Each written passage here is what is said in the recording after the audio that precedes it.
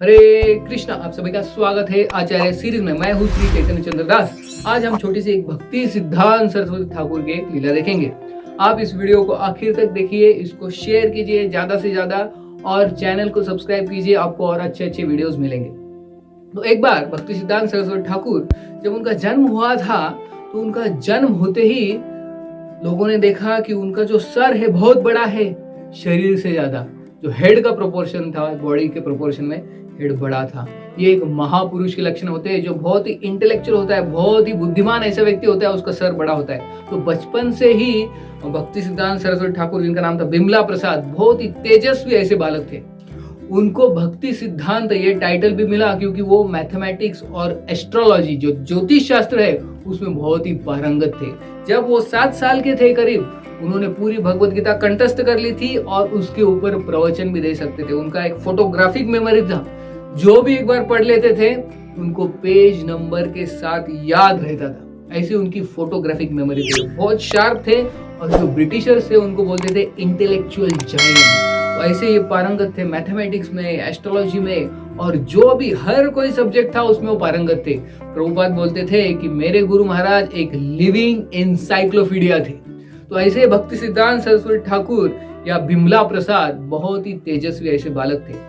तो एक बार जब वो 12 साल के थे, सिर्फ 12 साल के, तो 12 साल की उम्र में उन्होंने मैथमेटिक्स, गणित और एस्ट्रोलॉजी यानी ज्योतिष शास्त्र को पूरा मास्टर कर लिया था।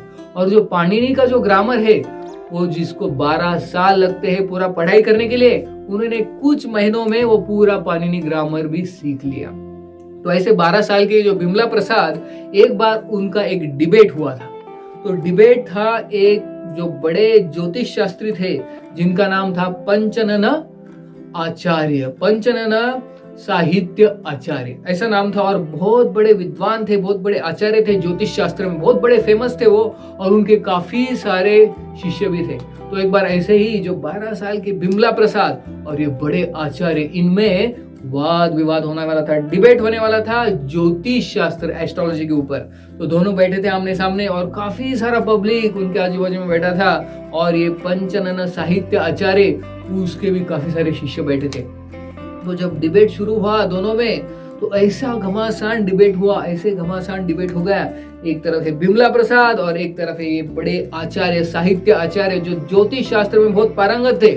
तो डिबेट हुआ, इतना डिबेट हुआ, और भक्ति सिद्धांत सरस्वती ठाकुर, बिमला प्रसाद इतने पावरफुल थे, इतने शक्तिशाली थे, उनके सामने कोई टिक नहीं पाता।